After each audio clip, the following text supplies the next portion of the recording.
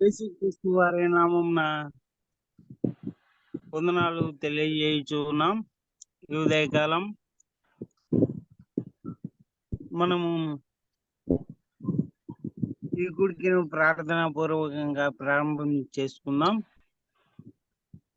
Morning conference లో మనం కూడి ఉండగా పెద్దలు పిఎస్ పాల్ సార్ గారు ప్రారంభ ప్రార్థన చేస్తారు.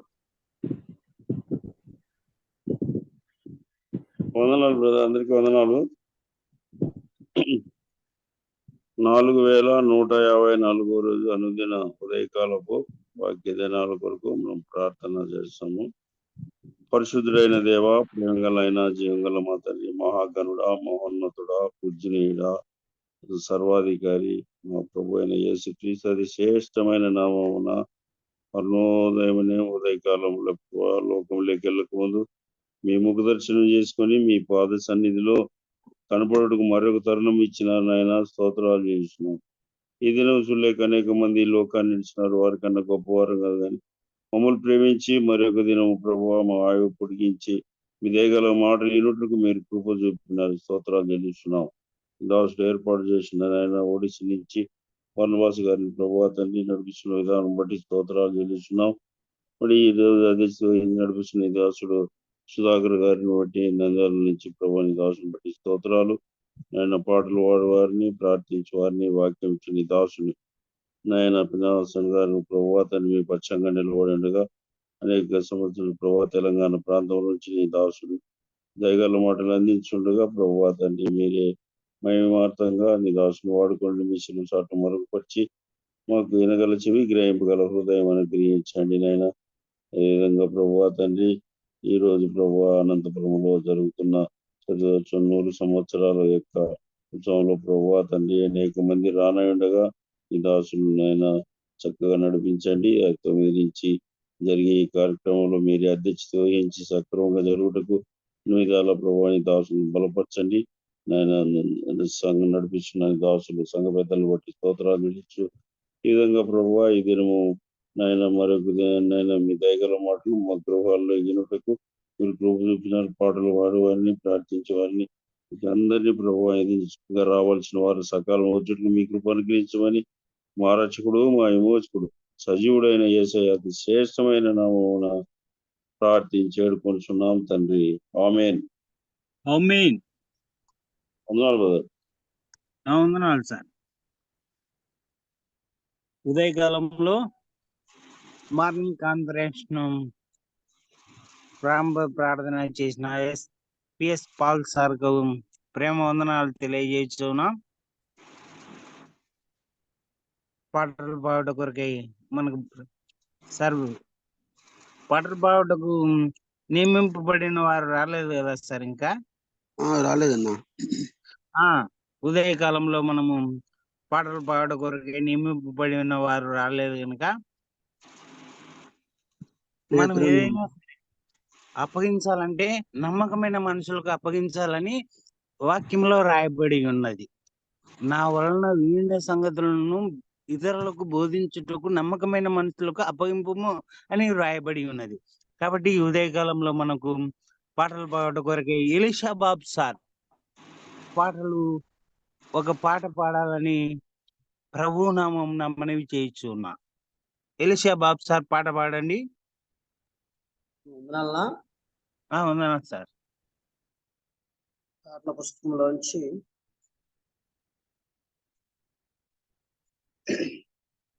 మధురమైనది నా యేసు ప్రేమ, మరపురానిది క్రీస్తు ప్రేమ అని పాట పాడదాం. పాటల పుస్తకంలోంచి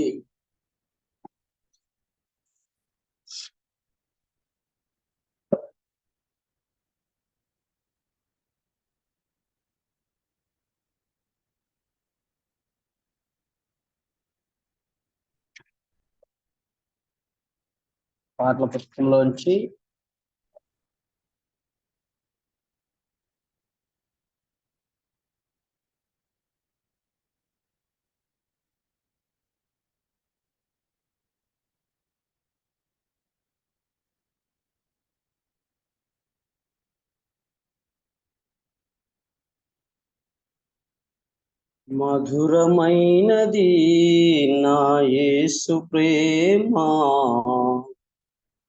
మరపురానిది నా యేసు ప్రేమ, మరువలేనిది నా యేసుని ప్రేమ, మరువలేనిది నా యేసుని ప్రేమ, మధురాతి మధురం నా ప్రియుని ప్రేమ, మధురాతి మధురం నా ప్రియుని ప్రేమ, ప్రేమా ప్రేమా ప్రేమా నా యేసు ప్రేమ. 377 ఇహలోక ఆశలతో అంధుడనే నైతిని, నీ సన్నిధి విడిచి నీకు దూరమైతిని. చల్లని స్వరముతో నన్ను నీవు పిలిచి నీ సన్నిధిలో నిలిపిన నీ ప్రేమ మధురం, ప్రేమా ప్రేమా ప్రేమా నా యేసు ప్రేమ, మధురమైనది నా యేసు ప్రేమ, మరపురానిది నా తండ్రి ప్రేమ. పర్వతములు తొలగిన, మెట్టలు గతి తప్పిన, ఎగసి పడే అలలతో కడలి గర్జించిన, మరణపు ఛాయలే దరిచేరనీయక కౌగిట దాచిన నీ ప్రేమ మధురం, ప్రేమా ప్రేమా ప్రేమా నా యేసు ప్రేమ, మధురమైనది నా యేసు ప్రేమ, మరపురానిది నా తండ్రి ప్రేమ. నీ సిలువ ప్రేమతో నన్ను ప్రేమించి మార్గమును చూపి మన్నించితివి. మరణపు ముల్లును విరచిన దేవా, జీవము నొసగిన నీ ప్రేమ మధురం, ప్రేమా ప్రేమా ప్రేమా నా యేసు ప్రేమ, మధురమైనది నా యేసు ప్రేమ, మరపురానిది నా తండ్రి ప్రేమ, మరువలేనిది నా యేసుని ప్రేమ, మధురాతి మధురం నా ప్రియుని ప్రేమ, ప్రేమా ప్రేమా ప్రేమా నా యేసు ప్రేమ. నా వందనాలు.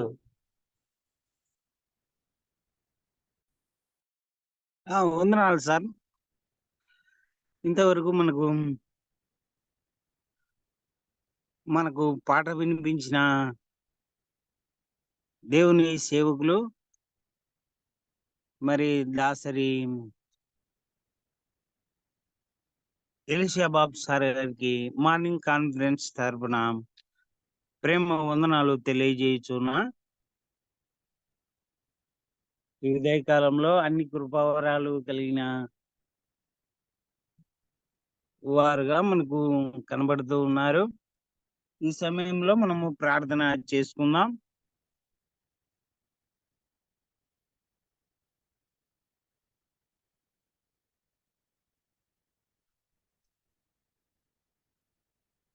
మనము దేవుని వాక్యం వినుట కొరకై ప్రార్థనా పూర్వకంగా మనము ముందుకు సాగుదాం. ప్రార్థన. రెడ్డిమన్న సార్ ప్రార్థనలు నడిపిస్తారండి.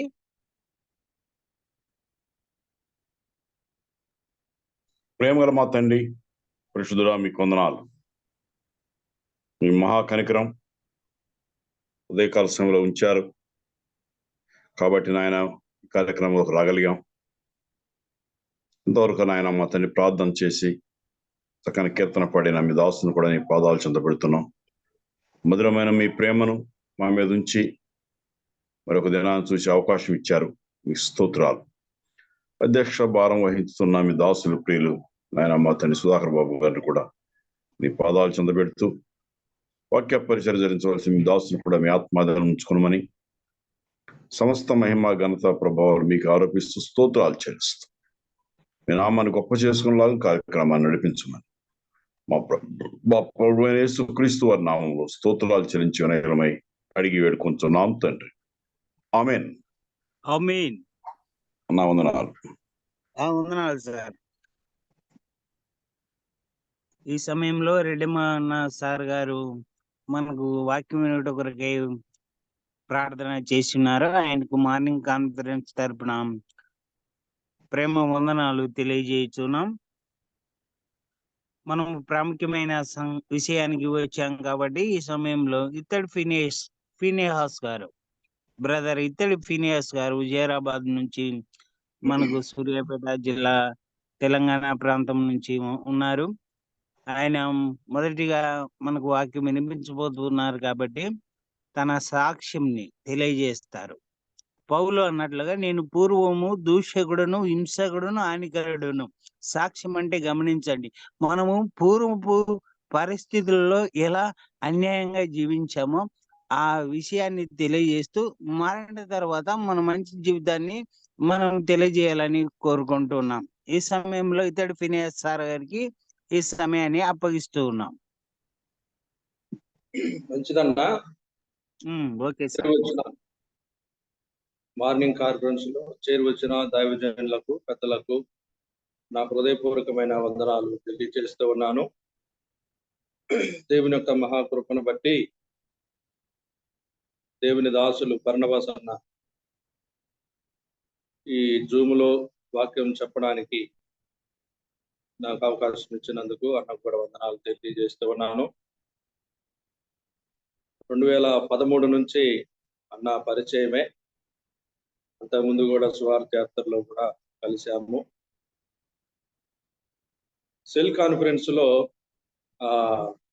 నేను కూడా కలుసుకొని నాకు ఇచ్చిన సమయములలో పాటలు పాడుతూ అలాగే వాక్య పరిచర్య కూడా చేశాను. 2013, 14, 15 వరకు అన్నతో కూడా కాన్ఫరెన్స్ లో ఉన్నాను. అయితే ఆ తర్వాత కాలంలో మొబైల్స్ పెద్దవి వచ్చిన తర్వాత జూమ్ లో మాత్రం చెప్పడం ఇదే ఫస్ట్ టైము. ఈ మధ్య ఎందుకు గ్యాప్ వచ్చిందనంటే, వాస్తవానికి ప్రియులారా, నాకు ఒక బలహీనత ఉన్నది. అది వాస్తవానికి నేను ఒప్పుకోవాలి. ఉదయకాల సమయంలో తొందరగా లేస్తే నాకు కొంచెం తలకాయ నొప్పి మరలా అదే సమయానికి పగలు వస్తా ఉన్నది. దానివల్ల నేను ఎక్కువ సమయాన్ని ఇట్లా జూమ్ లో కానీ సెల్ కాన్ఫరెన్స్ లో కానీ కలుసుకోలేకపోయాను.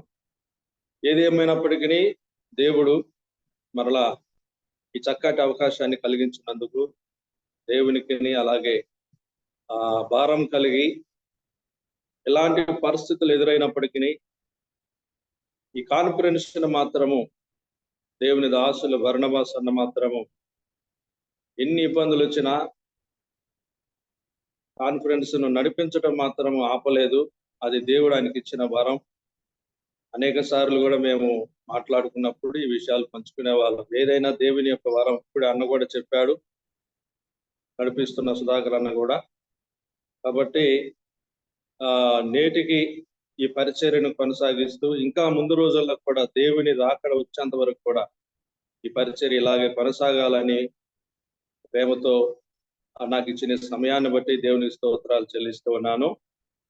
ప్రభునందు ప్రియులారా, అన్న చెప్పినట్లుగా మరి జూమ్ లో ఈ కాన్ఫరెన్స్ లో మొట్టమొదటిసారిగా మాట్లాడుతున్నాను కాబట్టి నాకు వ్యక్తిగత సాక్ష్యము నేను కూడా పంచుకొని ఆ తర్వాత దేవుని వాక్యానికి వెళ్తాను. నా పేరు ఫినెహాస్, దేవుని దాసులు, మా తండ్రి గారు షాలెం రాజు, మా తల్లి గారు దేవమ్మ. మాది స్వగ్రామము ప్రకాశం జిల్లా దర్శి. దర్శిలో మా తండ్రి గారు సేవ చేసేవారు. నేను ఆ కుటుంబంలో మొదటి వాడను. మా తండ్రి గారికి 4 బిడ్డలు, వారిలో 2 మగపిల్లలు, 2 ఆడపిల్లలు. వారిలో మొదటి వాడను నేనే. దేవుని యొక్క మహాకృపను బట్టి దేవుని దాసులు 1990లో 89-90లో మా తండ్రి గారు సంపూర్ణ సేవకు వచ్చారు. అప్పటికి సంఘములో పాటలు పాడుతూ దేవుడు ఆయనకి ఇచ్చిన వరము, చక్కగా మరి గానం చేసేవాడు. ఇలాంటి వరం కలిగి 89-90 ఆ ప్రాంతంలో దేవుని సేవకు వచ్చాడు. నేను కూడా బాల్య దినములు ఉండే దేవుని సన్నిధులు ఎక్కువగా మా నాన్నగారితో మీటింగ్స్కి వెళ్ళటం కానివ్వండి, సువార్త యాత్రకు వెళ్ళటం కానివ్వండి, ఇలాగున బాల్యం నుంచే నేను దేవుని సన్నిధిలో కూడా మా తండ్రి గారితో తిరుగుతూ ఉన్నవాడినే. నాకు చదువు కూడా పెద్దగా ఏమీ చదవలేదండి. నేను ఓన్లీ 7th క్లాస్ వరకే చదివాను. అక్కడ నుండి టైలరింగ్ పని నేర్చుకొని 2000 సంవత్సరంలో దర్శి పట్టణంలో టైలరింగ్ షాప్ కూడా పెట్టాను. హైదరాబాద్లో వెళ్ళి నేర్చుకున్నాను, దర్శిలో. ఇలాగూ దేవుని యొక్క సేవలో నాన్నగారికి సహకారముగా ఉంటూ పరిచర్యలో కూడా తిరుగుచు నేను 2000 సంవత్సరంలో టైలరింగ్ పని చేస్తూ ఉన్నాను. దర్శిలో కూడా 2000 సంవత్సరంలో వాస్తవానికి ఇంతవరకు నేను శారీరకంగా పుట్టిన విషయాలు మీతో పంచుకున్నాను, కానీ నేను ఆత్మీయంగా ఎప్పుడు దేవునికి అప్పగించబడ్డానన్న విషయాన్ని మీకు తెలియపరచాలి ప్రియులారా. చెప్పినట్లుగా పూర్వం దూషకుడను, హింసకుడను అనే విధంగా అయితే పౌలు తన వ్యక్తిగత సాక్ష్యాన్ని తెలిపాడు, అలాగే మా యొక్క జీవితంలో కూడా వయసు వచ్చినది కొలది ఎలాగైతే దేవుని యొక్క సేవలో తండ్రి గారితో తిరుగుతూ ఉన్నప్పటికీ యవన దశ అనేది ఎంతో ప్రమాదకరమైనది. ప్రతి యవన జీవితంలో ప్రతి ఒక్కరు కూడా ఎదుర్కొనే సమస్యే పాపము అనేది. బాల్య దినముల ఉండే మనం పాపములో పుట్టినప్పటికీ ఆ ఆలోచనలు మాత్రము వయసు వచ్చినప్పుడు మాత్రమే అవి బయటపడతాయి. అలాంటి పరిస్థితుల్లో కూడా నా జీవితంలో కూడా శారీరకంగా అనేకమైన విషయాల్లో మరీ ఘోరమైన పాపములు చేసిన వాడినైతే కాదు, కానీ సిగరెట్ కానీ మందు కానీ ఇలాంటివి ఏమీ అలవాటు లేదు. బాల్య దినముల నుంచే భయంతోటే పెరిగిన వాడని. కాకపోతే ఎక్కువగా నేను సమయాన్ని బజారులో ఉండేవాడిని కాబట్టి సినిమా పిచ్చి ఉండేది. సినిమాకు వెళ్ళేవాడు, కానీ ఎక్కడో ఒక చోట మనసు మాత్రము ఇది నువ్వు చేస్తా ఉన్నది కరెక్ట్ కాదు అని నా హృదయం నాకు ఎప్పుడు కూడా హెచ్చరిస్తూ ఉండేది. ఎందుకనంటే తండ్రి గారు సేవలో ఉన్నారు. దర్శిలో పెద్ద సంఘం, దాదాపు 200 మంది కూడుకునే సంఘం.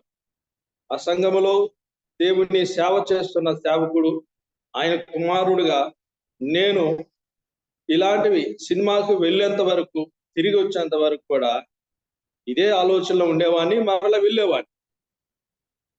ఇలాగూ కొంచెం ఆ భయం అయితే ఉన్నది, కానీ మరలా మాత్రం అది కొనసాగుతూనే ఉండేది. ఫ్రెండ్స్ ద్వారానో ఎవరో ఒకరి ద్వారా. ఇలాగూ వాస్తవానికి తిరుగుతూ ఉన్న సమయంలో సీమకుర్తిలో దేవుని సేవ చేస్తూ మా కాడికి తరచుగా వచ్చేవాడు రాజశిఖామణి గారు, తాతగారు నాకు అవుతారు. ఆయన ఒకరోజు వాక్యం చెబుతూ లూకా సువార్తలో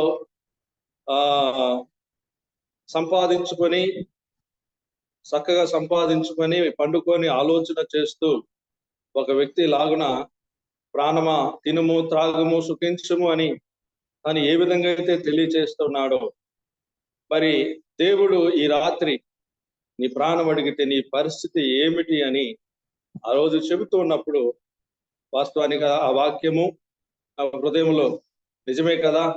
అంతవరకు దాకా ఎలాగున్నానంటే, తండ్రి గారు సేవ చేస్తున్నారు, ఆయన కుటుంబం వరకు అయితే పరలోకానికి వెళ్తది, మనం ఎలా ఉన్నా అన్న రీతిగా కొంచెం ఆలోచన కలిగి ఇలాగ ఉన్నాము. కానీ ఆ దాసుడు చెప్తున్నప్పుడు ఎవరికి వారే దేవుని దగ్గర లెక్క చెప్పాలి.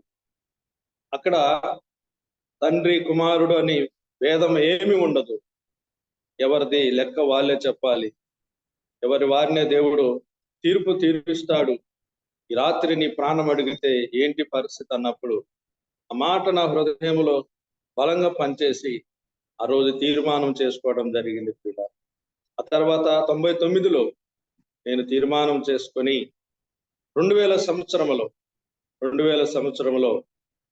మార్టూర్ కిషోర్ గారు మా ప్రాంతానికి వచ్చారు మీటింగ్లప్పుడు. మరి దేవుని దాసులు ఆ సమయంలో అందరికి బాప్తీసం ఇస్తా ఉంటే నేను కూడా బాప్తీసం తీసుకోవడం జరిగింది. 2000 సంవత్సరంలో నేను బాప్తీసం తీసుకున్నాను. అప్పటి నుండి ప్రభుతో సంఘముతో సహవాసం చేస్తున్నాను.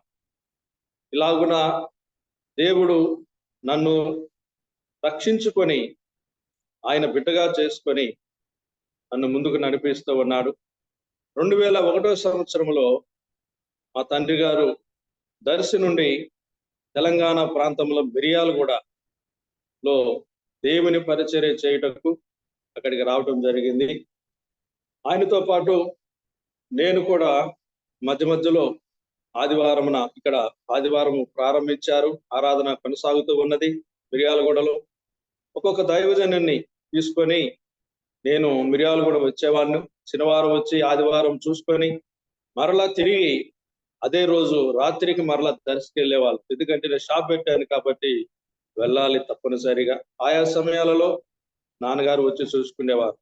ఇలాగున 2003 వరకు మిర్యాలగూడలో పరిచర్య కొనసాగుతూ ఉండగా పూర్తిగా దర్శిలో మా చిన్నాయనకు దర్శిలో సంఘాన్ని అప్పగించి మా తండ్రి గారు పూర్తిగా మిర్యాలగూడకు వచ్చి ఇక్కడ నిలిచి భారంగా ఇంకా సంఘం అభివృద్ధి కొరకు పరిచర్య చేయాలనే ఆలోచన కలిగి 2003 నాకు వివాహం చేసి మా తండ్రి గారు కుటుంబముతో మిర్యాలగూడ రావడం జరిగింది.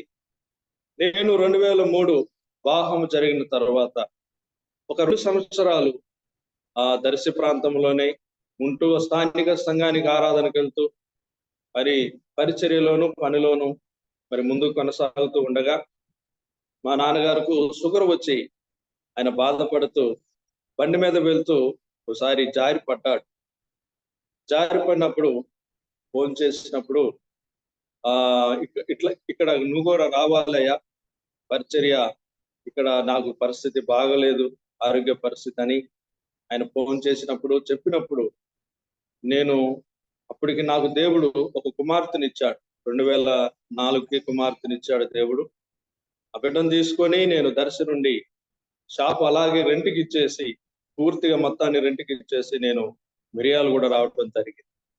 మిర్యాలగూడ వచ్చి ఇక్కడ కూడా కుటుంబముతో సంఘముతో ఇక్కడ కూడా పనిచేస్తూ నాన్నకు సేవలో సహకారంగా ఉంటూ అలాగూ భారం కలిగి వెళ్తున్న సమయంలో 2005లో ఈ హుజూర్ నగర్ ప్రాంతంలో దాదాపు ఒక 35 కిలోమీటర్లు ఉంటదండి హుజూర్ నగర్ మిర్యాలగూడ నుంచి పని ప్రారంభించడం జరిగింది.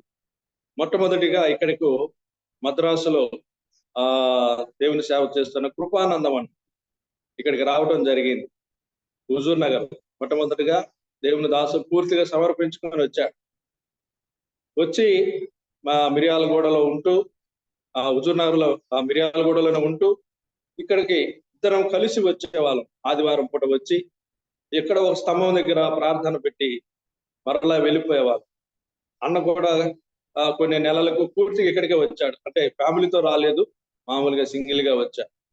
ఇలాగూ అన్న పరిచర్యలో సహకారంగా కూడా ఉంటూ హుజూర్ నగర్ లో నేను అన్నతో పాటు కలిసి పనిచేస్తూ ఉండేవాళ్ళం. మరి మద్రాసులో స్థానిక సంఘములో వారికి జరిగిన పరిస్థితులను బట్టి అన్న తిరిగి వెళ్ళిపోయారు. ఆ తర్వాత 2006 పూర్తిగా డిసెంబర్ నెల దేవుని పరిచర్యకు నేను అప్పగించుకొని స్థానిక సంఘము నుండి, మిర్యాలగూడ స్థానిక సంఘం నుండి నేను హుజూర్ నగర్, తెలంగాణ ప్రాంతంలో హుజూర్ నగర్ పరిచర్యకు రావడం జరిగింది. నేటికి 19వ సంవత్సరం జరుగుతూ ఉంది ప్రియులారా. ఇక్కడ పరిస్థితులను, మరి తెలంగాణ పరిస్థితులను మీరందరూ ఎరిగిన వారే. ఏది ఏమైనప్పటికీ దేవుడు పరిచర్యలో నాకు కూడా కొన్ని ఆత్మలను ఇచ్చాడు. భారం కలిగి పరిచర్య చేస్తూ ఉండగా ఈ కరోనా సమయంలో సంఘం కాస్త దెబ్బతిన్నది. ప్రార్థన చేయండి ఈ పరిచర్య కొరకు. అలాగే దేవుని దాసులు, మా నాన్నగారు మిర్యాలగూడలో కిడ్నీ సమస్యతో బాధపడుతూ గత సంవత్సరం డిసెంబర్ 2వ తారీఖున ప్రభు సన్నిధికి వెళ్ళారు. ఇప్పుడు మిర్యాలగూడ స్థానిక సంఘాన్ని, హుజూర్ నగర్ లో స్థానిక సంఘాన్ని రెండు నేనే చూసుకుంటూ ఉన్నాను. తండ్రి గారు చనిపోయిన తర్వాత ఆ పరిచర్య భారము, చనిపోక ముందే నన్ను పిలిచి సంఘ పెద్దలకును అలాగే స్థానిక సంఘానికి ఇక్కడ నా స్థానంలో అన్న ఉండి మీకు పరిచర్యలో కొనసాగుతాడని చెప్పి ఆ పరిచర్య నాకు అప్పగించడం జరిగింది. ఆ తర్వాత వారానికే దేవుని దాసులు చనిపోయారు. మరి మా యొక్క పరిచర్య కొరకు మీ యొక్క వ్యక్తిగత ప్రార్థనలో జ్ఞాపకం చేసుకోండి. మా నాన్నగారు మీకు అందరికీ చాలా వాటికి పరిచయమే. ఆయన దేవుని సన్నిధికి వెళ్ళి ఉన్నప్పటికీ ఇప్పుడు పరిచర్య భారము 2 స్థలాలలో సమయాన్ని మార్చుకొని నేను అటు ఇటు తిరుగుతూ పరిచర్యలో కొనసాగుతూ ఉన్నాను. నాకు 4 బిడ్డలు, 3 బిడ్డలండి. 2 కుమార్తెలు, 1 కుమారుడు, పవిత్ర, సుమిత్ర, అలాగే నోవహు బాబు. నా భార్య పేరు సునీత. మేము హుజూర్ నగర్ లోను పరిచర్యలో నిలిచి పనిచేస్తూ ఉన్నాం. అలాగే మిర్యాలగూడలో కూడా నిలిచి పనిచేస్తూ ఉన్నాం. ఈ 2 స్థలాలలో దేవుడిచ్చిన పనిని నెరవేర్చుటకును, అలాగే ఇంకా భారం కలిగి పరిచర్యలో ముందుకు వెళ్ళడానికి మీ యొక్క ప్రార్థన అవసరత ఎంతైనా ఉన్నది ప్రియులారా. ఇది నా యొక్క వ్యక్తిగత సేవా సాక్ష్యము. ఈ యొక్క ప్రార్థనలు జ్ఞాపకం చేసుకోవాలని ప్రేమతో తెలియజేస్తూ ఉన్నాం. మరి దేవుడు నాకు ఇచ్చిన ఈ సమయంలో, కొద్ది సమయంలో నేను కూడా దేవుని వాక్యాన్ని మీ ముందు పంచుకోవాలని ఉన్నాను. యోనా గ్రంథము, పాత నిబంధన గ్రంథములో యోనా గ్రంథము 1వ అధ్యాయము 3వ వచనాన్ని చదువుకుందాం. యోనా గ్రంథము. అయితే యెహోవా సన్నిధిలో నుండి తార్సు పట్టణమునకు పారిపోవాలనే యోనా యొప్పేకు పోయి తార్షీసుకు పోవక ఓడను చూసి ప్రయాణమునకు కేబు ఇచ్చి యెహోవా సన్నిధిలో నిలవక వాడవారితో కూడా తార్షీసునకు పోవుటకు వాడ ఎక్కెను. చదివిన లేఖన భాగాన్ని పరిశుద్ధాత్మ దేవుడు మనతో మాట్లాడునట్లుగా చిన్న ప్రార్థన చేసుకుందాం. దయగల మా తండ్రి, జాలిగల మా ప్రభువా, మా యేసయ్య, ఈ ప్రేమకై వందనములు, కృతజ్ఞత, స్తుతులు, స్తోత్రాలు చెల్లిస్తూ ఉన్నాము. మా అందరి జీవితాలలో మరొక నూతనమైన దినాన్ని ఇచ్చినందుకు మీ స్తోత్రాలు. ఉదయకాల సమయంలో నీ పాద సన్నిధానములో చేరి మరి మా తండ్రి, మీ దాసులకు బర్నబాస్ అన్నకి ఇచ్చిన భారాన్ని బట్టి ప్రతి రోజు నాయన ఉదయకాలము మరి మా నాయన నీ సన్నిధిలో ఇలాగనో జూములో కలుసుకునే అవకాశము మాకు ఇచ్చినందుకు మీ స్తోత్రాలు చెల్లిస్తున్నాం. మరి ఈ సమయంలో మా తండ్రి, అల్పుడను నిష్ప్రయోజకుడను నాకు ఇచ్చిన ఈ చక్కటి అవకాశాన్ని బట్టి నీ సన్నిధిలో స్తుతిస్తూ ఉన్నాను. నన్ను మరుగుపరచండి, మీరే మాతో మాట్లాడమని, సహాయము దయచేయమని మా ప్రభువైన యేసుక్రీస్తు నామమున ప్రార్థించి అడిగి వేడుకొనుచున్నాము తండ్రి, ఆమేన్. మంచిది ప్రియులారా, దైవ గ్రంథములో మనం యోనా గ్రంథం చదువుకున్నాం. యోనా గ్రంథము అనగానే మనకందరికీ పరిచయమైన వాక్యమే. ఎందుకనంటే ఎన్నో సందర్భాలలో మనము ఈ తలంపులను అనుభవం కలిగిన వారు మరి చెబుతూ ఉన్నప్పుడు మనం విన్న సంగతులే. మరి ఏదేమైనప్పటికీ ఇది జీవ గ్రంథము కాబట్టి ఎన్నిసార్లు చదివినా దేవుడు మనతో మాట్లాడినప్పుడు ఆ మాటలను మనము మరి దేవుని సన్నిధిలో మనం వినవలసిన వారమై ఉన్నాం. ఎందుకనంటే మరి బొబ్బాయి కాన్ఫరెన్స్ లో అనుభవం కలిగిన వారు కూడా ఉన్నారు. కాబట్టి మరి ఇలాంటి యోనా గ్రంథాన్ని గురించి వారు కూడా ధ్యానం చేసిన వారు కూడా లేకపోలేదు. సరే, ఏది ఏమైనప్పటికీ దేవుడు నాకు ఇచ్చిన ఈ తలంపులను మీ ముందు ఉంచాలని ఇష్టపడుతూ ఉన్నా. యోనా గ్రంథము చాలా విశేషకరమైనది, అలాగే చాలా శ్రేష్టకరమైనది. ఎన్నో విషయాలను మనకు నేర్పించే గ్రంథం యోనా గ్రంథం. ఇది 2 చరిత్రలు కలిగిన గ్రంథం. ఒకటి యోనా చరిత్ర, రెండోది నినివే చరిత్ర. ఈ చరిత్ర కలిగిన ఈ గ్రంథంలో నినివే చరిత్రను గురించి మనము ధ్యానం చేయలేదు, కానీ యోనాను గురించి ధ్యానం చేయాలని, లేక యోనా యొక్క మరి పరిచర్య విధానాన్ని మనము జ్ఞాపకము చేసుకోవాలని ఈ సమయంలో మనం చదువుకొని ఉన్నాం.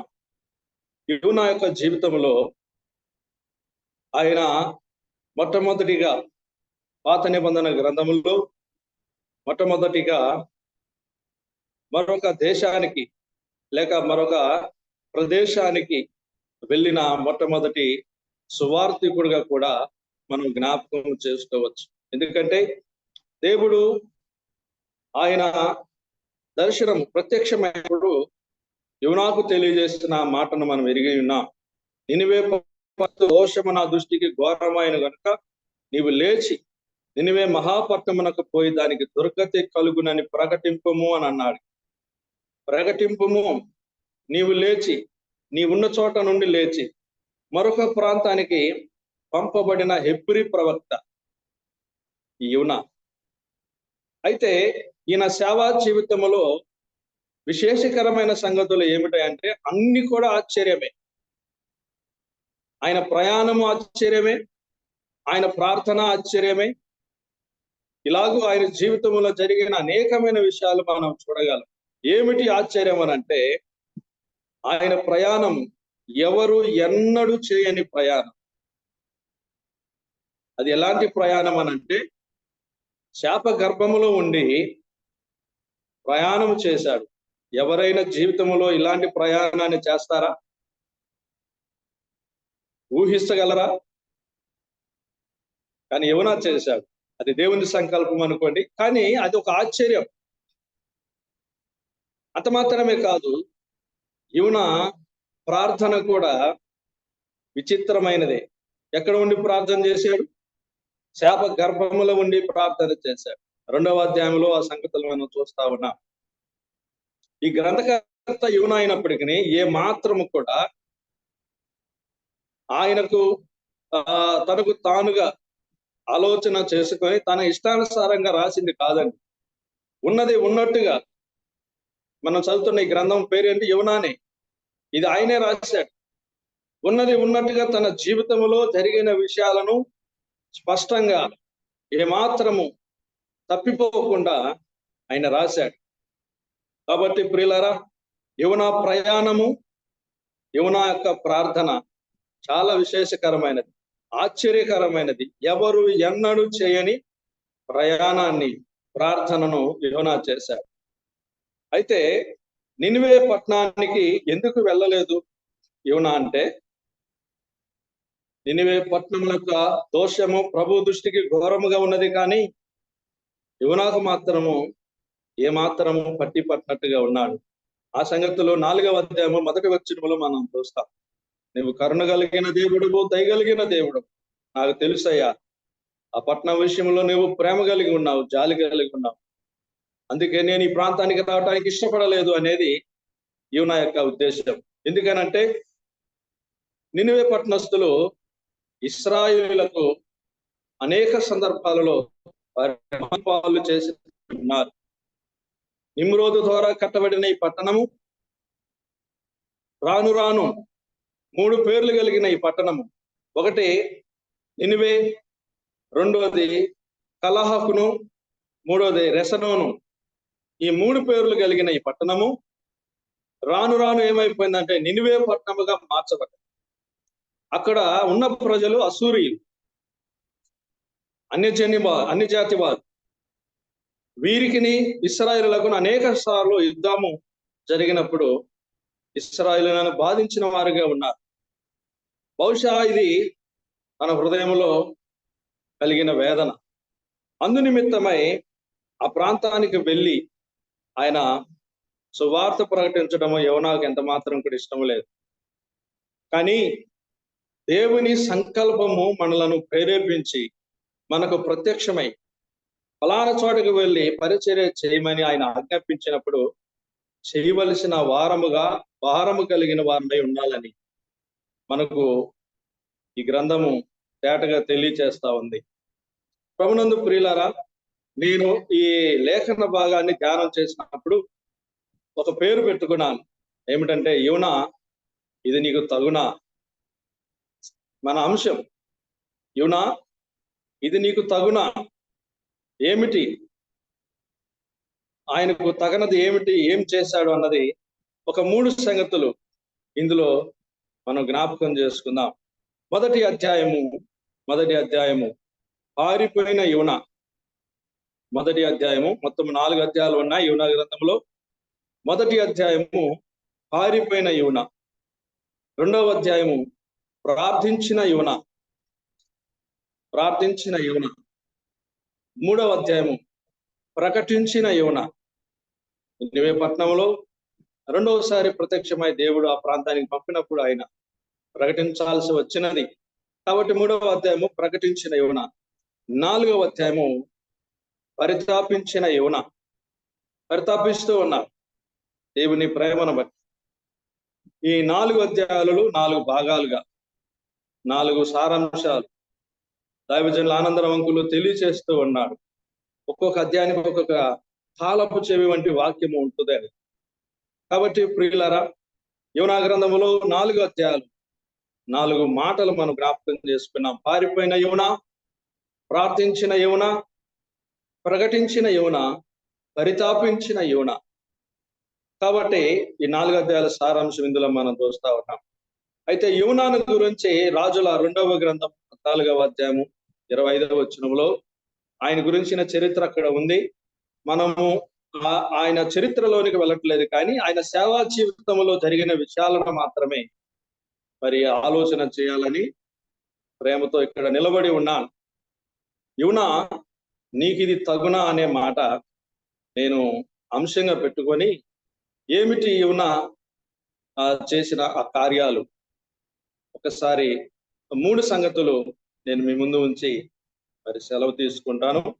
మనం చదువుకున్నాం మొదటి అధ్యాయం 3వ వచనంలో, అయితే యెహోవా సన్నిధిలో నుండి తార్షీషు పట్టణమునకు పారిపోవాలని యోనా యొప్పేకు పోయి తార్షీషుకు పోవు ఓడను చూసి ప్రయాణమునకు కేవు ఇచ్చి యెహోవా సన్నిధిలో నిలవక వాడవారితో కూడా తార్షీషునకు పోవుటకు వాడ ఎక్కెను. ప్రభునందు ప్రియమైన వారలారా, మొట్టమొదటి మాట ఏమిటంటే, పారిపోయిన యోనా. ఎందుకు పారిపోవలసి వచ్చినది? ఒక దేవుని సేవకుడు, దేవుడే ప్రత్యక్షమై నినివే మహాపట్నమునకు వెళ్ళి నువ్వు సువార్త ప్రకటింపు అని దేవుడు ప్రత్యక్షమై చెప్పినప్పుడు ఎందుకు పారిపోవలసి వచ్చినది మనం 4వ అధ్యాయంలో చూసాం, మొదట వచ్చిన మాట. కానీ ఆ సంగతుల విషయమై దేవుని దగ్గర ప్రార్థించవలసిన వాడు, దేవునితో మాట్లాడాల్సిన వాడు మాట్లాడకుండా ఆయన స్వచిత్తం మీద, అంటే సొంత ఆలోచనతోటి దేవుడు ఎలాగైనా సరే ఆ ప్రాంతానికి వెళ్ళమంటున్నాడు కాబట్టి నేను దేవుడు చెప్పినట్లుగా కాకుండా నా ఇష్టానుసారంగా, ఇక్కడ ఒక మాట మనం జ్ఞాపకం చేసుకోవాలి, దేవుని చిత్తానుసారంగా కాకుండా తన చిత్తానుసారముగా తన ప్రయాణాన్ని ప్రారంభించాడు. తన చిత్తానుసారమైన ప్రయాణం.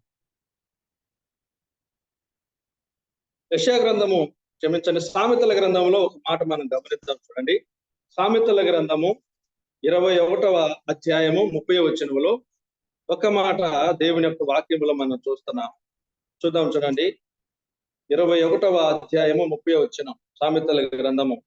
యెహోవాకు విరోధమైన జ్ఞానమైనను వివేచనైనను ఆలోచన అయినను నిలవదు అన్నాడు. యెహోవాకు విరోధమైనది. ఇప్పుడు యోనా చేస్తున్నది ఏంటి ఆలోచన? ఇది సరి అయినదా, విరోధమైనదా? దైవ గ్రంథం సెలవిస్తా ఉంది, యెహోవాకు విరోధమైనది ఏదైనాను సరే నిలవదు. ప్రభునందు ప్రియమైన వారలరా, ఈ ఉదయకాల సమయంలో దేవుని పరిచర్యలో ఉన్నాం, దేవుని సేవలో ఉన్నాం. దేవుడు పిలుచుకున్నాడు. నీకంటూ ఒక వరం ఇచ్చాడు, నాకంటూ ఒక వరం ఇచ్చాడు. ఈ వరము దేవుడిచ్చినదే, తల్లి గర్భములో దేవుడు ఏర్పాటు చేసుకున్నదే, మనకు వచ్చినది కాదు. ఇది దేవుని సంకల్పం అయి ఉండగా, దేవుని యొక్క సేవా జీవితంలో, పరిచర్య జీవితంలో ఆ వరాన్ని దేవుని పని కొరకు ఉపయోగిస్తూ, రెండవది దేవుని చిత్తానుసారముగా చేయవలసిన వారమై ఉన్నాం.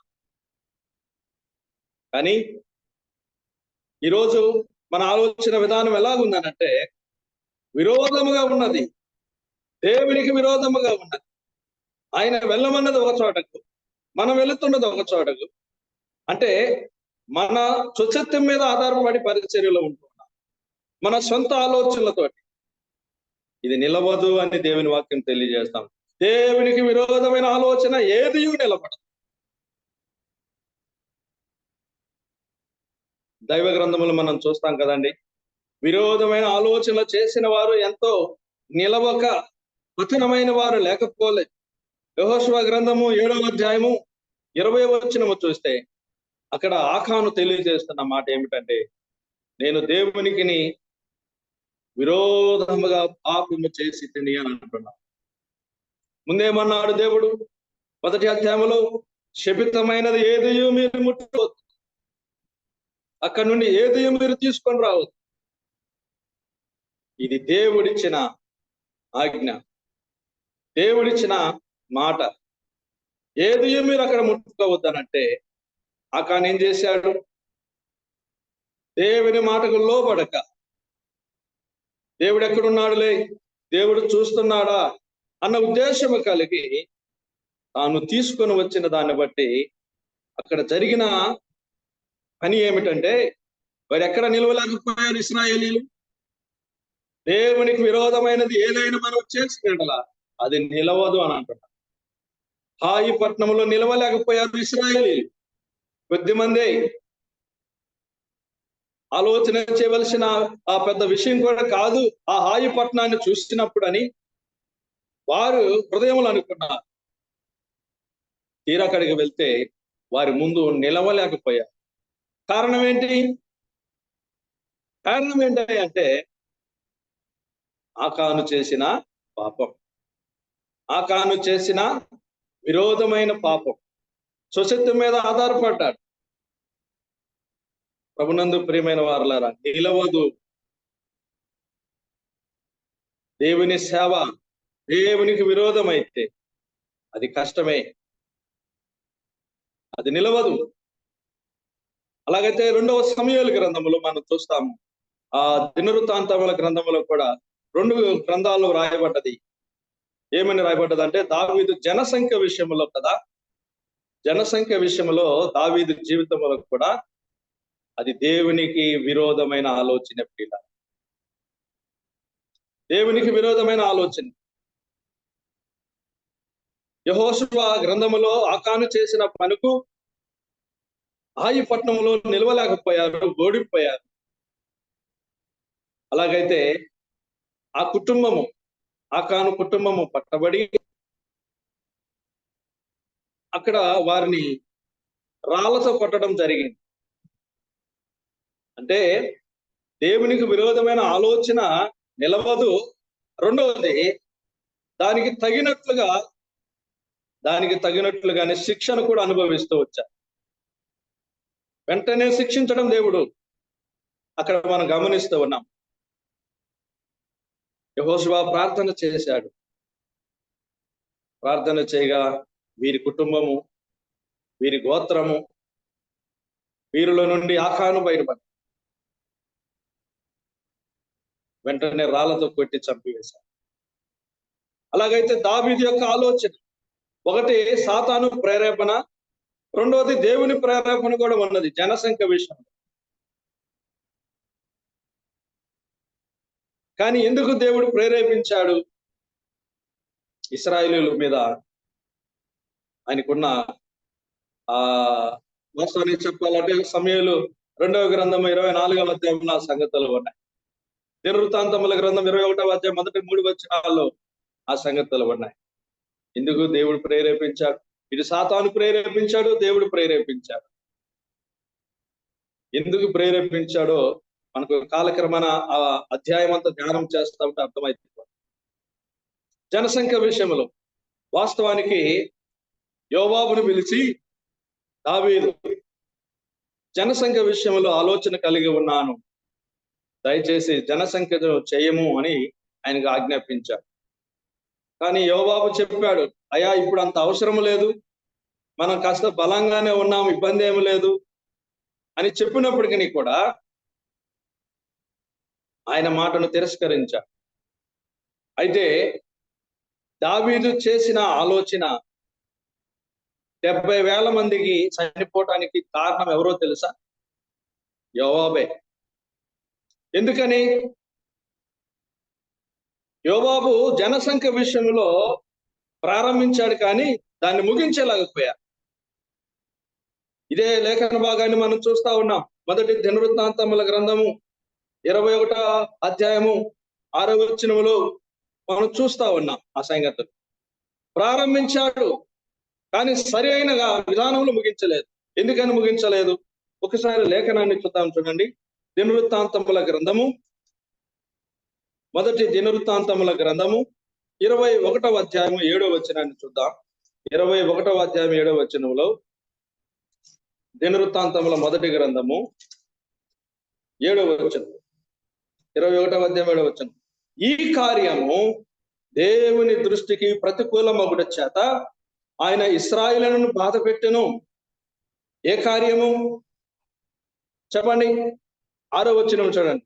రాజు మాట యోవాబునకు అహస్యముగా ఉండెను గనుక అతడు లేవి బెన్యామీను గోత్ర సంబంధులను ఆ సంఖ్యలో చేర్చలేదు. లేవి గోత్రము, బెన్యామీను గోత్రము ఆ సంఖ్యలో చేర్చలేదు. వాస్తవానికి లేవీలను లెక్కించడం అనేది ప్రత్యేకమైనది. 10 గోత్రాలతో పాటు వారిని లెక్కించకూడదు. దేవుడు వారిని ఏర్పాటు చేసుకున్నాడు. ఆ సంగతులు సంఖ్యాకాండము 1వ అధ్యాయం 2వ వచనములోను అలాగే 3వ అధ్యాయంలో మనకు కనబడుతూ ఉన్నది.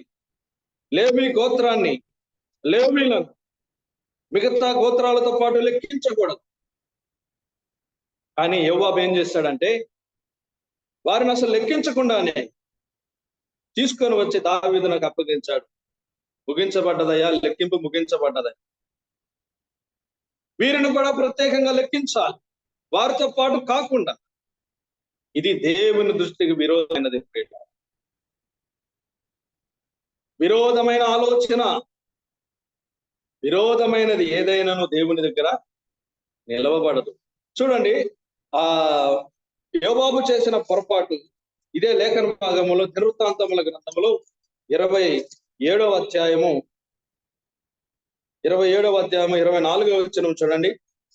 జనసంఖ్య చేయు విషయమున ఇశ్రాయేలు మీదకి కోపం వచ్చినందున షరియా కుమారుని యోవాబు దాన్ని చేయని ఆరంభించిన గాని దాన్ని ముగింపకపోయాడు. కాబట్టి జనసంఖ్య మొత్తము దావీదు రాజు వృత్తాంత గ్రంథములో చేర్చబడలేదు అని అంటాడు. ప్రారంభించాడు కానీ ముగించలే, సరి అయిన విధంగా ముగించలే.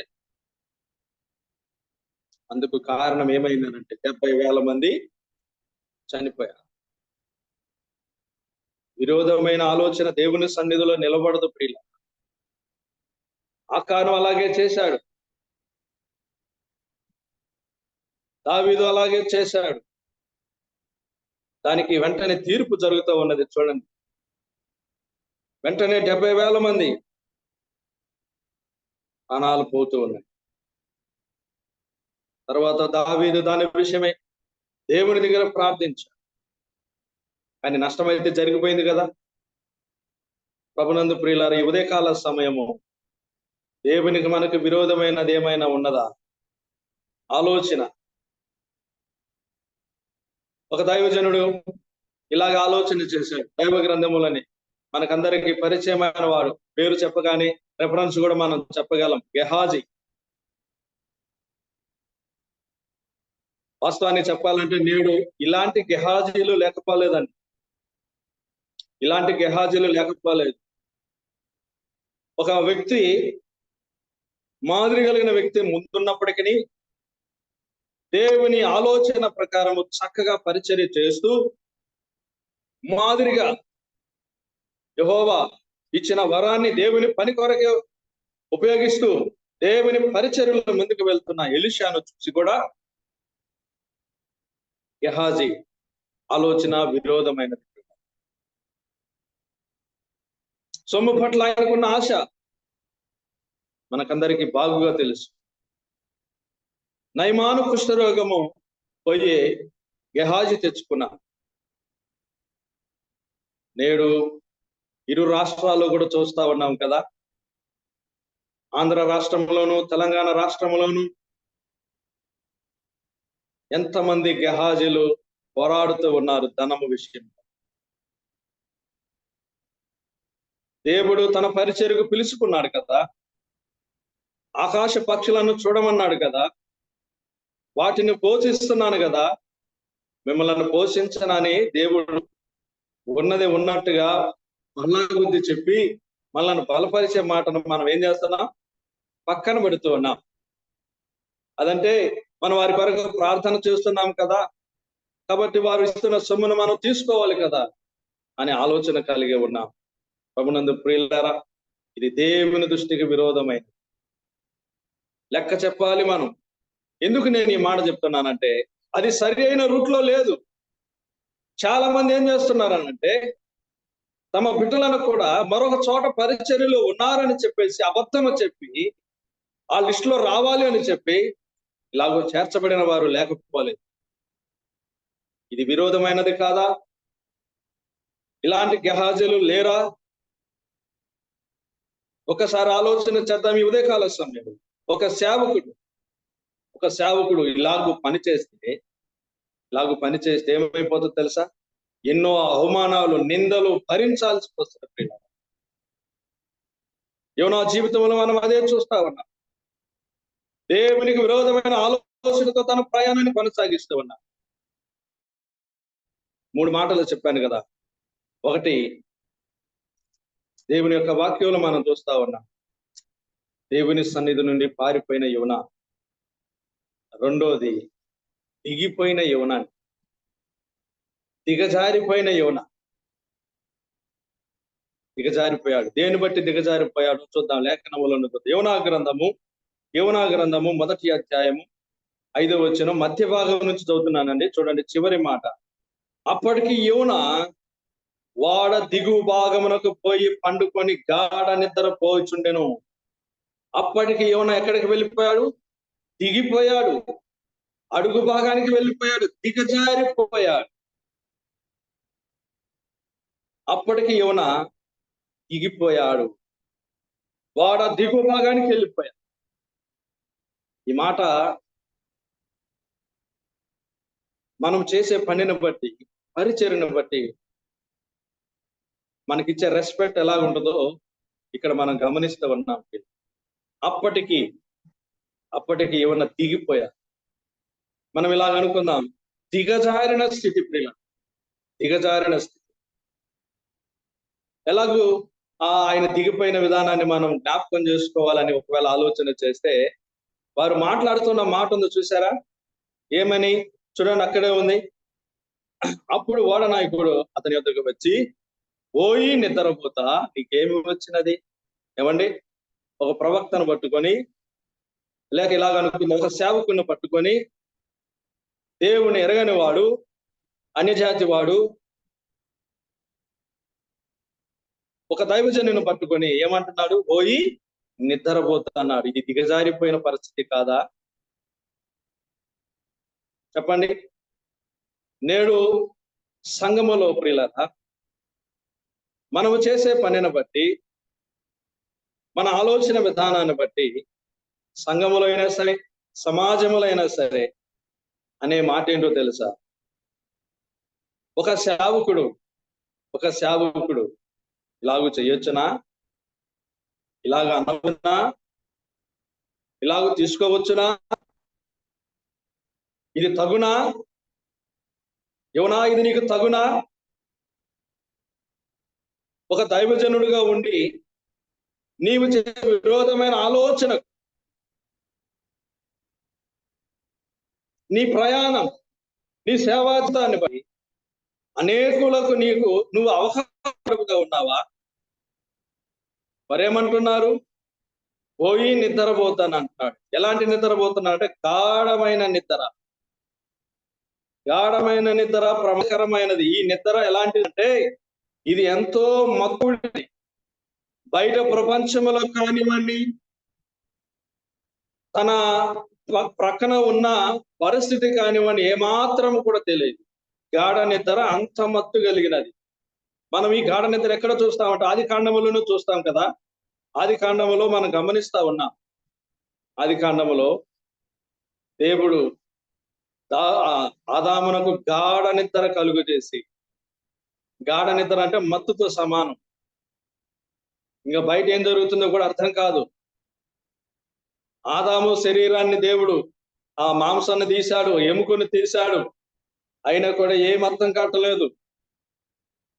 అలాంటి నిద్రపోతని ఒక అన్యుడు మాట్లాడుతున్నాడు. ఓయి నిద్రపోతా, నీకేమి వచ్చినది? అప్పటికి వాడలో ఎక్కడున్నాడు? అప్పటికి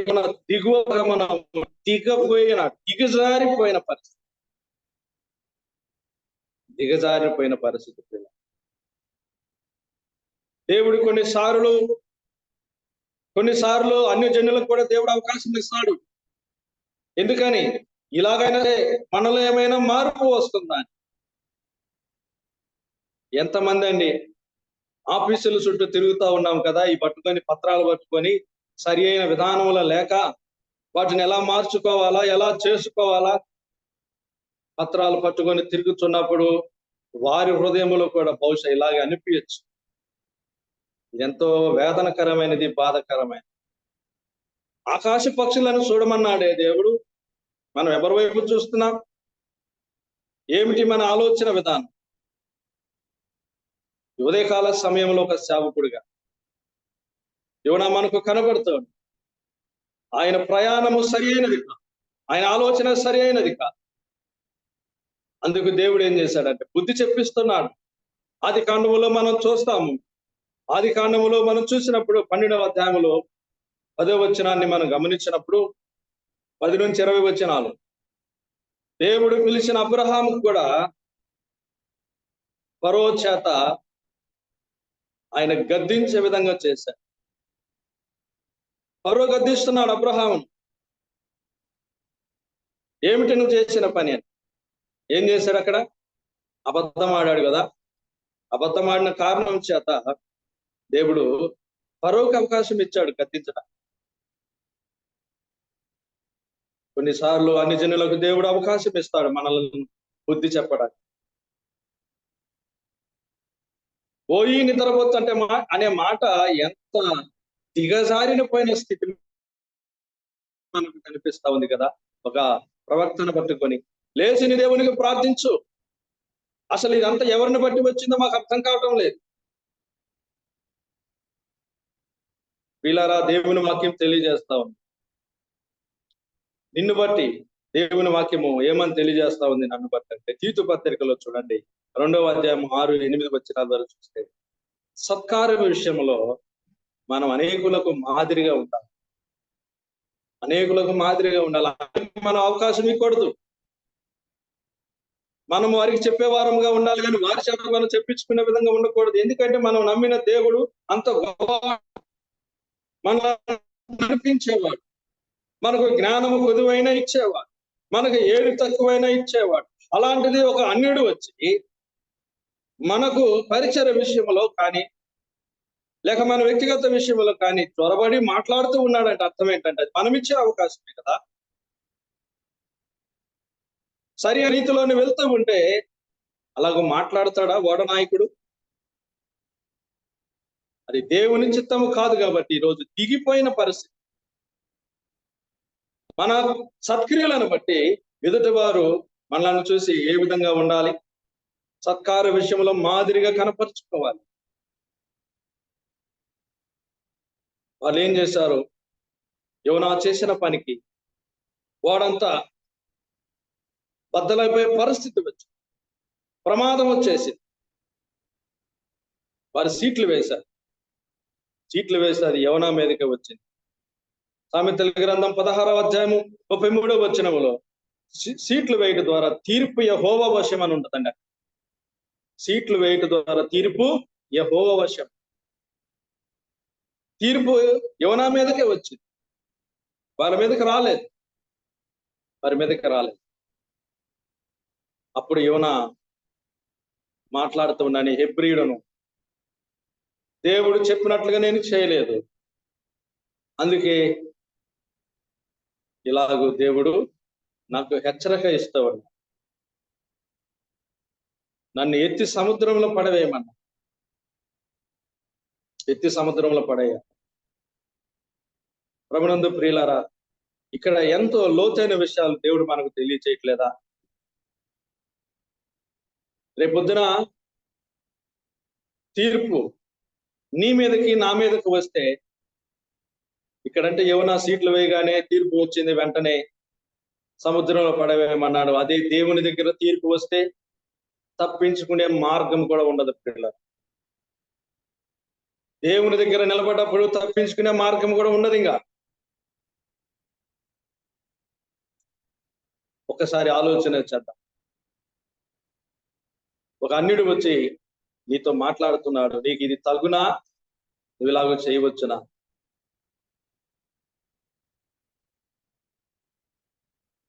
మూడో మాట చూద్దాం ప్రియులారా, సమయం లేదు కాబట్టి నేను ముందుకు వెళ్తూ ఉన్నాను.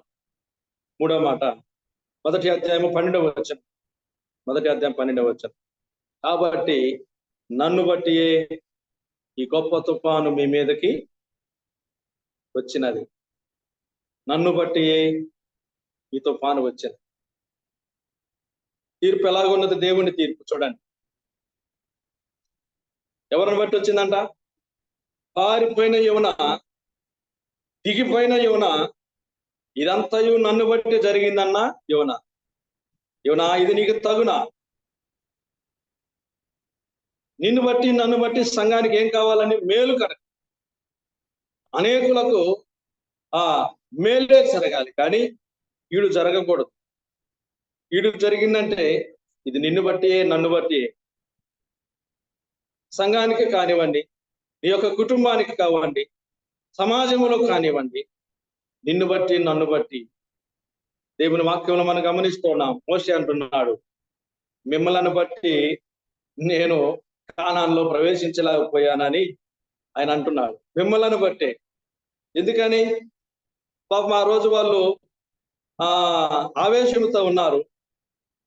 మాకు నీళ్లు కావాలని అంటున్నారు. దేవుడిచ్చిన మాటను కాస్త దారి తప్పించారు. కొట్టమన్నప్పుడు కొట్టాలి కదా, మాట్లాడమన్నప్పుడు మాట్లాడాలి కదా, కాస్త ఆవేశం. అందుకే మోషే అంటున్నాడు, మిమ్మల్ని బట్టి నేను కానానులోనికి ప్రవేశించలేకపోతూ ఉన్నానని దేవుని వాక్యంలో మనం గమనిస్తాం. అగే గ్రంథంలో కూడా చూస్తాం కదా, అగే గ్రంథంలో కూడా మనం గమనిస్తూ ఉన్నాం. ఏమనుందంటే, మిమ్ములను బట్టి ఆకాశపు వాకిండ్లను దేవుడు ఆపివేశాడు. అవి విప్పలేదు, దేవుడు ఆపివేశాడు. ఎందుకని? మందిరము పాడై ఉండగా మీరేమో మందిరాన్ని పట్టించుకోవట్లేదు. మీ ఇండ్లు కట్టుకుంటున్నారు, మీరైతే బాగానే ఉంటున్నారు. మందిరము పని ఆగిపోయింది. ఆగిపోయిన పని విషయంలో ఏమాత్రం కూడా భారం లేకుండా, బాధ్యత లేకుండా మీరు ప్రవర్తిస్తున్నారు. ఒకసారి ఆలోచన చేసుకోండి. ఈ రోజు నువ్వు సంపాదిస్తున్నా చినిగిపోయిన సంచిలో వేసినట్టు అయిపోతావు. ఏది చేసినా నిలబడలేదు, ఏది చేసినా ఆగట్లేదు. ఎందుకు? మిమ్మల్ని బట్టి దేవుడు ఆకాశపు వాక్యం ఇప్పట్లేదు. ప్రభునందు ప్రియులారా, ఒక సహోదరి దేవుని సన్నిధికి వచ్చి ప్రార్థించమని దేవుని దాసుని దగ్గరకు వచ్చింది. అయ్యా, నా భర్త గురించి ప్రార్థన చేయండి అని ఆయన చెప్పినప్పుడు ఆ దేవుని దాసుడు ఏం చేశాడంటే, వాళ్ళ ఇల్లు దర్శించడానికి వెళ్ళాడు. వాళ్ళ ఇల్లు దర్శించడానికి వెళ్ళినప్పుడు ప్రార్థన చేసే ముందు, అయ్యా ఎందుకు దేవుని సన్నిధికి రావట్లేదు? యేసు ప్రభుని నమ్ముకోండి, నీ భార్య నమ్ముకున్నది కదా, రేపొద్దున ఆమె చనిపోతే పరలోకానికి వెళ్తూ ఉన్నది, నీవు చనిపోతే ఎక్కడికి వెళ్తావు? నరకానికి వెళ్తావు. కాబట్టి యేసు ప్రభుని నమ్ముకో అని నేను ప్రార్థన చేస్తానని ఆయన చెప్పినప్పుడు ఆయన అన్నమాట ఏంటో తెలుసా? నేను దేవుని నమ్ముకోపోవడానికి కారణం ఎవరో తెలుసా? నా భార్య అన్న. పాస్టర్ గారికి ఒక్కసారి ఆలోచన చేస్తాను, నా భార్యే కారణం. ఎందుకనంటే, ఆదివారం ఆరాధనకు వస్తా ఉంది, బాగానే ఉంటుంది, కానీ సోమవారం నుంచి శనివారం వరకు ఆమె ప్రవర్తన, ఆమె మాట తీరు ఏమాత్రము దేవునికి లోబడినదిగా ఉన్నట్లేదు. ఏమని బట్టే నేను దేవుని నమ్మకలేకపోతున్నాను. పాస్టర్ గారికి ఆశ్చర్యం అనిపించింది. నిన్ను బట్టి అయినా? అయితే దానికి కారణం నీవేనా? ప్రభునందు ప్రియులారా, ఈ ఉదయకాల సమయంలో దేవుడు మనతో మాట్లాడుతూ ఉన్నాడు. పౌలు కూడా ప్రయాణం చేస్తున్నారు వాడలో. పౌలు కూడా ప్రయాణం చేస్తున్నాడు. పౌలు ఏం చేశాడండి? అక్కడ ఉన్నవారు అంతా తారుమారైపోతున్నారు, వాడ బద్దలైపోయే పరిస్థితి వచ్చింది. అయిలాగా మీరు భయపడవద్దు, దేవుడు నాతో మాట్లాడాడు, ఏ హానియూ జరగదన్నాడు. అక్కడ పౌలును బట్టి అక్కడ ఉన్నవారు ఏమైపోయారు? బ్రతికారు. అక్కడ ఉన్నవారు బ్రతికారు పౌలును బట్టి. ఈరోజు యువనాను బట్టి ఓడలో ఉన్నవారు ఏమైపోయారు? తల్లకిందులు అయిపోతున్నారు. ప్రాణాపాయ స్థితి వచ్చింది, భయపడుతూ ఉన్నారు. మేము ప్రయాణాలు చేసేవారము, ఇంత గాలి తుఫాను మేము ఎన్నడూ చూడలేదని. సరుకులన్నీ పడేశారు, ఓడ తేలికగా చేయాలని చూశారు, కానీ వారి వల్ల కాలేదు. ఎందుకని?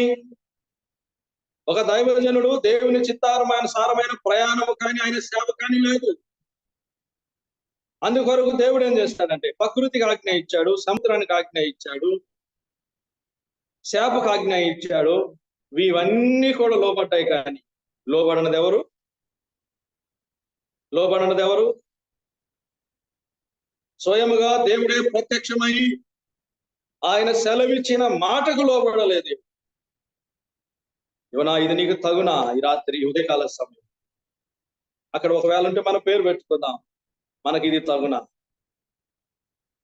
మన సేవా జీవితం, పరిచర్య జీవితం, కుటుంబ జీవితం, నిన్ను బట్టి నీ కుటుంబానికి ఆటంకాల, నిన్ను బట్టి సంఘానికి ఆటంకాల, నిన్ను బట్టి సమాజానికి అవకాశం ఇస్తున్నావా? నువ్వు మాట్లాడే మాటను బట్టి, నీ తీరును బట్టి అవకాశం ఇవ్వద్దు. ఇలా ఏదేమైనా చివరికి వచ్చేసరికి ఏమన్నాడట? ఒప్పుకున్నా, నా దేవునికే నేను విరోధంగా నడుస్తూ ఉన్న ప్రయాణం ఇది, కాబట్టి నన్ను ఎత్తి సముద్రంలో పడేయండి, అప్పుడే ఈ తుఫాను ఆగిపోతే. దీనికి కారణము నేనే. పిల్లరా, ఎందుకు చిక్కులు వస్తున్నాయి సంఘాలలో? ఎందుకు కుటుంబాలలో చిక్కులు వస్తున్నాయి? తుఫాను వంటి శ్రమలు ఎందుకు వస్తున్నాయి అని అంటే, మనం ఎవరినో చూడకూడదండి, మనల్ని మనమే చూసుకోవాలి. ఈ తుఫానుకు కారణము నేనేనా? ఈ విపత్తుకు కారణము నేనే ఉండొచ్చు. ఎందుకంటే మనం మానవులు కనుక మనమేమి అంత పర్ఫెక్ట్ అయిన వారం కాదు, దేవుడే తెలియజేస్తూ ఉన్నాడు. మనది ఏదైనా చిన్న లోపం ఉంటే ఆ విపత్తును మనం గమనించాలి. ఏమన్నా అదే గమనించాలి. సీట్లు వేయగానే వచ్చేసింది, ఏమన్నా పేరు మీద ఇది దేవుడే చేస్తున్న పని, ఇది నేను ఆయనకు వ్యతిరేకంగా నా ప్రయాణం కొనసాగు. కాబట్టి ఓడ నావికుల నన్ను ఎత్తి సముద్రంలో పడేయాను. ఇది నన్ను బట్టియే వచ్చింది ఈ తుఫాను మీ మీదకి, నన్ను బట్టియే వచ్చింది. అందుకొరకై నా నెత్తి సముద్రంలో పడవేగా తుఫాను అనిగి. ఇక్కడ విచిత్రం ఏంటంటే, వాస్తవానికి దేవుని సంకల్పం ఏమై ఉన్నదో కానీ ఇక్కడ ఓడ నావికులు కూడా దేవుని యొక్క ప్రేమను, దేవుని యొక్క ఆ ప్రకృతి మీద ఆయనకున్న అధికారాన్ని, ఒక సేవకునికి ఆయన చేస్తున్న ఒక అంటే లేక ఇలాగనుకున్న జ్ఞానోదయాన్ని, వీటన్నిటిని వారు చూశారంటే, దగ్గర నుండి చూశారు. వారు కూడా ఆయనకు ఆరాధించడానికి, మన 14వ వచనం చూస్తున్నాం కదా, మొదటి అధ్యాయం 14వ వచనం. కాబట్టి వారి యెహోవా నీ చిత్త ప్రకారంగా నీవే దీన్ని చేసేదివి, ఈ మనుషుని బట్టి మమ్మలను లయము చేయకుందువు గాక, నిర్దోషిని సంపితరన్న నేరం మా మీద మోపకుందువు గాక అని యెహోవాకు మనవి చేసుకొని ఎత్తి సముద్రంలో పడవేశారు. 16వ వచనం. ఇది చూడగా ఆ మనుషులు యెహోవాకు మిగుల భయపడి ఆయనకు బలి అర్పించే మృక్కుబ చేసిరి. మిగుల భయపడ్డారు. దేవుని యొక్క ప్రేమను గురించి 9వ వచనంలో తెలియజేస్తున్నాను. అతడు వారితో ఇట్లానను నేను హెబ్రీయుడను, సముద్రమునకును భూమికిని సృష్టికర్త అయిన ఆకాశమందున్న దేవుడైన యెహోవా యందు నేను భయభక్తులు గలవాడినై ఉన్నాను. నేను ఎవరికి సేవకుడను, ఎవరి పని చేస్తున్నానో, ఎవరు నన్ను పోషిస్తున్నారో, ఎవరు నన్ను నడిపిస్తూ ఉన్నారో, నేను ఎవరికి దాసుడనో ఆయన వారితో చెప్పాడు. తాను చేసిన పొరపాటును ఒప్పుకున్నా. ఇక్కడ ఇద్దరికి మేలు జరిగింది. యోనాకు మేలు జరిగింది, అలాగే ఓడ నావికులకు మేలు జరిగింది. ఓడ నావికులు నిజరక్షకుడని యేసుక్రీస్తుని ఇలాగ మనం అనుకుందాం, వారు గుర్తించారు. అక్కడ వారు కూడా యెహోవాకు మిగుల భయపడ్డారు, దేవునికి భయపడ్డారు, దేవునికి లోపడ్డారు. ఒక మాటతో చెప్పాలంటే ఆయన ప్రయాణం వ్యతిరేకత అయినప్పటికీ అక్కడ పరిచర్య దేవుడు జరిగించారు. అందుకని కొరింథీ పత్రికలో మనం గమనిస్తున్నాం కదా, 10వ అధ్యాయంలో 6, 7, 8 వచనాలు మనం చూస్తాం. దుష్టాంతములుగా వారికి సంభవించదు కానీ యుగాంతమందున్న మన బుద్ధి కలుగుటకై ఈ లేఖనమును దేవుడు రాయించి పెట్టాడు, మనకు రాయించి పెట్టాడు. యెహోవా ద్వారా మనకు కొంత బుద్ధి కలగాలి. మన చిత్తమా, దేవుని చిత్తమా మన ప్రయాణము, మన సేవ? మన చిత్తం అయితే ఇలాగని అంటారు, పోయి నిద్రపోతూ అంటారు, చులకనగా మాట్లాడతారు. అలాంటప్పుడు నిన్ను బట్టి కూడా గొప్ప తుఫాను రేగుతావు. ఇది మనకు మాదిరి యోనాలో నుంచి మనం తీసుకోవాలి. ఎలాంటి మాదిరి అంటే బుద్ధి కలిగే మాదిరి. నిన్ను బట్టి, నన్ను బట్టి సంఘానికి, కుటుంబానికి మేలు జరగాలి కానీ కీడు జరగటానికి వీల్లేదు. అది దేవుని చిత్తం కాదు. కాబట్టి ప్రభునందు ప్రియమైన వారులనా, అందుకు యోనా ఇది నీకు తగునా, ఒక సేవకులముగా, దేవుని బిడ్డలముగా ఇది మనకు తగునా? ఒకసారి ఆలోచన చేద్దాం. ఏదేమైనా దేవుడు తన పరిచర్యను యోనా పట్ల మరలా రెండోసారి ప్రత్యక్షమై ఆయన ప్రయాణాన్ని మార్చాడు. మరలా దేవుడు చెప్పినట్లుగా నినివే మహాపట్నానికి వెళ్ళి సువార్తను ప్రకటించారు. అక్కడ అందరూ మారు మనసు. దేవుని సంకల్పం నెరవేర్చబడ్డది. పిల్లరా, ఉదయకాల సమయంలో మన ప్రయాణాలు, మన ఆలోచనలు దేవుని చిత్తానుసారంగా ఉండాలి. దేవుని నడిపింపుకు మనం అప్పగించుకోవాలి. పౌలు, శీలలు అలాగే అప్పగించుకున్నారు. వారిని ఆటంకపరిచేది అటు కాదు, మీరు వెళ్ళవలసింది ఇట. అదే వారు వ్యతిరేకించి ఇటు వెళ్తే హృదయ దొరికేదేనా? అలాగే యవనస్తుడు, కిటికీలో నుంచి జారిపడ్డ యవనస్తుడు రక్షించబడేవాడు. ఇలాగ ఎన్నో అద్భుతమైన కార్యాలు దేవుని చిత్త ప్రకారం కొలసీ పత్రికలో మనం చూస్తున్నాం. దేవుని చిత్తం ఏదో పరీక్షించుకొని తెలుసుకోవాలి. అలాగూ దేవుని చిత్తానుసారంగా మన ప్రయాణాన్ని కొనసాగించి దేవుని సేవలు ముందుకు వెళ్ళవలసిన వారమన్నా ఈ చక్కటి అవకాశాన్ని ఇచ్చిన బర్నబాస్ అన్నకు, అలాగే ఈ సమయంలో చేరి వచ్చిన దైవజనులందరికీ కూడా నా హృదయపూర్వకమైన వందనాలు తెలియజేస్తూ నేను ముగిస్తున్నాను. సమయం ఎక్కువైపోయింది, క్షమించాలి. అందరికీ వందనాలు. ఇంతవరకు మనకు ఫినాస్ గారు దేవుని వాక్యాన్ని వినిపించారు. మరి ముగింపు ప్రార్థన బ్రదర్ రవికుమార్ సారు ముగింపు ప్రార్థన యుక్తంగా చేసి ముగిస్తారండి. రవికుమార్ సార్ తిరుపతి నుండి. రవి మనోహర్. సారీ, వందనాలు బ్రదర్ సుధాకర్ బ్రదర్. పిల్లరా, ప్రార్థనతో కూడిక ముగిస్తున్నాం. మహాపరిషుదులను, మహోన్నతుడు, సర్వోన్నతుడు ఆయన మా ప్రియ పరలోక తండ్రి, సర్వ సృష్టికి ఆధారభూత రాజ సంభూతుడు మీరే. మీ ప్రియ కుమారుడు ద్వారా మాకు రక్షణ విమోచన ఇచ్చి పరలోక రాజ్యానికి వారసులుగా చేసి నిత్య జీవాన్ని ఇచ్చారు. అందులో బట్టి మీ స్తుతులు స్తోత్రము తెలుస్తున్నాం. మార్నింగ్ కాన్ఫరెన్స్ లో 4154వ రోజుకు మనం నడిపించారు. మీ స్తోత్రములు నిర్విరామంగా మా ప్రభువా ఈ కూడికను నడిపిస్తూ ఉన్నారు. అందుకు మీ దాసుని మరి మా ప్రభువా బర్నబాస్ గారిని నిలబెట్టారు. మరి మా ప్రభు అందులో బట్టి మీరు సూచిస్తున్నాము, స్తోత్రిస్తున్నాం.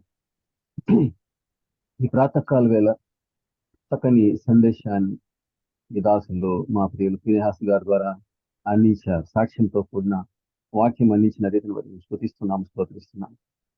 మరి సుధాకర్ బాబు గారు చక్కగా నడిపించారు. మీ స్తోత్రములు. మరి మా ప్రభు ఎలీషా బాబు గారు చక్కని పాట పాడారు. అందులో బట్టి మేము స్తుతిస్తున్నాం. ప్రార్థన చేసిన వారిని బట్టి మేము స్తుతిస్తున్నాం. మరి ముఖ్యంగా మీ వాక్య సందేశం మాకు ఒక హెచ్చరికగా ఉన్నది మా ప్రభు. యోనా జీవితంలో, యోనా ఇది నీకు తగునా అన్న ప్రశ్న మేమందరం కూడా వేసుకోవాలి. కొన్నిసార్లు మీ చిత్తానికి విరోధంగా ప్రవర్తించి నీకు దుఃఖం కలిగించే వారంగా ఉన్నాం. అలా కాకుండా మా ప్రభు ఇవి మాకు హెచ్చరికగా ఉన్నట్టుకే మీరు లేఖనాలు రాసి పెట్టారు. మీ స్తోత్రం. ఆకాను, దావీదు జీవితాలను వివరించారు.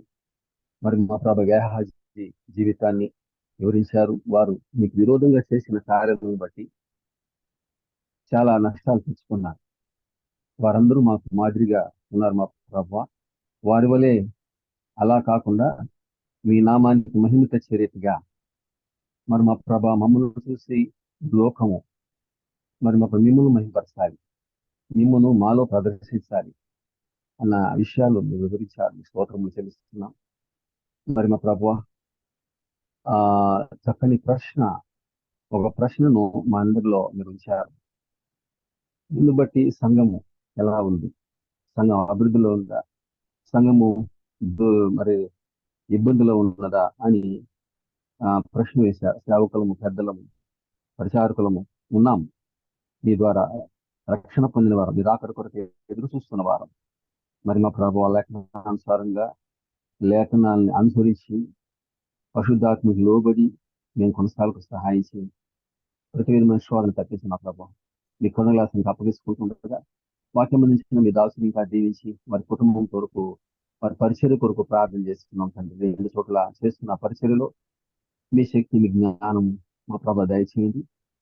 అలాగని మా ప్రభ చేరి వచ్చిన ప్రియులందరినీ బట్టి విశ్వాసం, సహోదరులందరినీ బట్టి, సేవకులు, పెద్దల పరిసరాలందరినీ బట్టి విశ్వాసములు.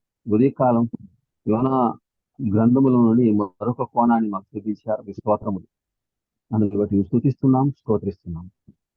మరి చర్యలోనికి వెళుచుండగా, దినకార్యంలో కార్యక్రమాలను వెళుచుండగా మీ కాపుదల భద్రత గురించి తిరిగి మేము రేపటి ఉదయం ఇలాగూ నా చేరు వచ్చి మీ వాక్యం వినడానికి మీరు కృషించురని మా ప్రాణపిండి యేసుక్రీస్తు పరిశుద్ధ నామంలో స్తుతులు, స్తోత్రములు, కృతజ్ఞతలు చెల్లించి ప్రార్థించి వేడుకుంటున్నాము. పరలోకమందున మా పరమ తండ్రి. ఆమేన్. ఆమేన్. ఇంతవరకు ఆరంభం నుండి దేవుని నడిపింపు బట్టి ఈ గుడికి జరిగినది. చివరిన సార్ వరకు సార్కు అప్పగిస్తూ ఉన్నా. భాగ్యుడు నేను నాకు అప్పగిస్తూ వందనాలు చేస్తూ బర్నబాస్ గారికి అప్పగిస్తూ ఉన్నా.